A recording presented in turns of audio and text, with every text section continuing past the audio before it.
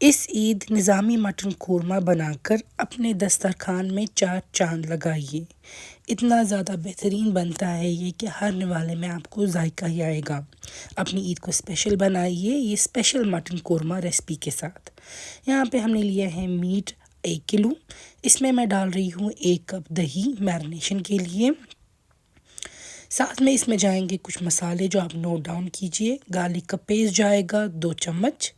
इसके साथ हम इसमें डालेंगे लाल मिर्च 1.5 टीस्पून भी आप डाल सकते हैं या 2 चम्मच। साथ में हल्दी 1 चम्मच। धनिया का पाउडर जाएगा 2 चम्मच। धनिया के पाउडर के बाद जाएगा इसमें गरम मसाला आधा चम्मच। इसके साथ जाएगा इसमें ज़ीरा का पाउडर 1 चम्मच। साथ में हम यहाँ पे डालेंगे नमक टेस्ट के मुताबिक।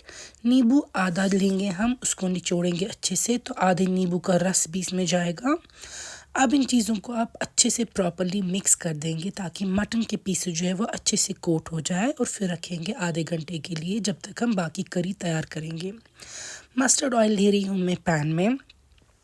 यही मस्टर्ड ऑयल हमें यूज़ होगा सारी कुकिंग में, तो आप अकॉर्डिंगली इसका ये जो मेजरमेंट है एडजस्ट करेंगे। गरम होके इसमें आप 4 से 5 प्याज ऐड कर देंगे फाइनली चॉप्ड। इनको हमें अच्छे से फ्राई कर देना है जब तक ना ये ब्राउन कलर के हो जाएं।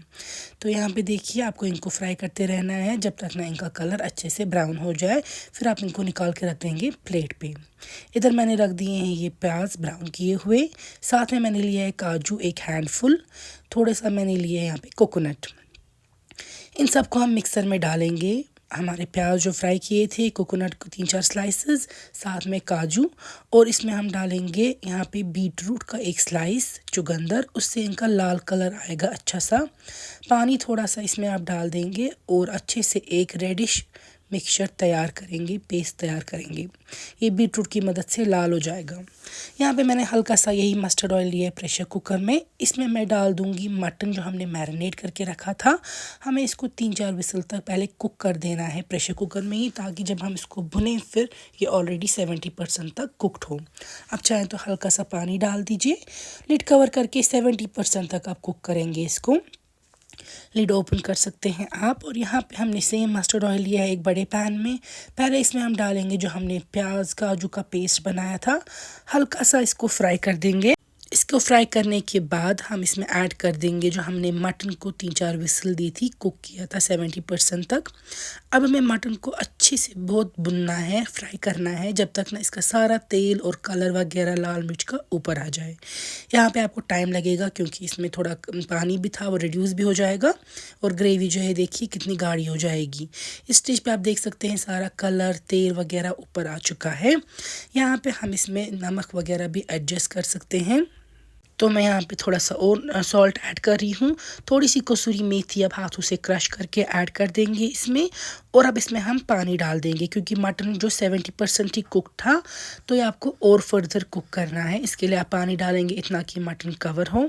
अच्छे से मिक्स करेंगे और हमें इसको लिड से कवर करके, आप चाहें तो मीडियम फ्लेम पे कर सकते हैं कुक, या हाई फ्लेम पे ही कुक कर सकते हैं।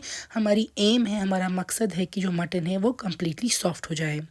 यहाँ पे मैंने लिड रिमूव की है, मटन सॉफ्ट हो चुका है, मैंने चेक किया है और ग्रेवी का कलर भी बेहतरीन आया है, तेल भी सारा ऊपर आ चुका है। तो हमारी जो ये निज़ामी मटन कोरमा है ये तैयार है। इसको आप गार्निश करेंगे फ्रेश कोरिएंडर के साथ, गरम गरम सर्व करेंगे। इंशाल्लाह अगर आप इस ईद पे बनाएंगे बहुत ही ज़्यादा बेहतरीन बनता है। ये एक डिफरेंट रेसिपी है। नॉर्मल जो हम कश्मीरी अक्सर गड़माज या रोगन जोश बनाते हैं, आप इस बार ये थोड़ा डिफरेंट ट्राई कीजिएगा। काफ़ी ज़्यादा तारीफ़ आपको मिलेगी क्योंकि ये बहुत डिफरेंट बनता है। इसकी ग्रेवी भी जो है वो थिक बनती है और बहुत ज़्यादा टेस्टी। उम्मीद है आपको ये रेसिपी अच्छी लगी होगी। इंशाल्लाह हम और रेसिपीज़ लाएंगे आपकी ईद के लिए।